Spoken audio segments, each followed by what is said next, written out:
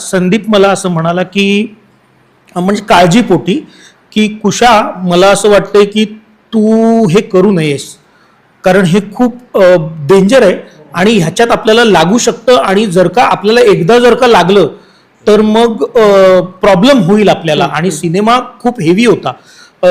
संदीप म्हणाला, मग शशांक सर मला समजवत होते की बघ तू म्हणजे हे करायची की नाही त्याचा जरा एकदा विचार करतो. हा तर काय पण त्या वेळेला ना काहीतरी राव अंगात संचारतं, जसं शशांक सर म्हणतात की ते आपलं नसतंच, काहीतरी ते तिकडनं येत असतं, आतूनच येतं ते की नाही मला हे करायचंच आहे. मला असं वाटलं की हा अनुभव जर का मी आत्ता नाही घेतला तर पुन्हा कधीही संधी मिळणार. बरोबर. इतकी वर्ष गेली की अशा पद्धतीच्या भूमिकेसाठी माझा कधी विचारच केला गेला नाही. तर हीच एक संधी आहे मला की आत्ता मला हे करायचंय आणि मग ते केलं आणि मला वाटतं माझ्या सगळ्या फाईट ऍक्शन्स ज्या आहेत त्या मी केल्या आणि त्या भारी झाल्यात यार.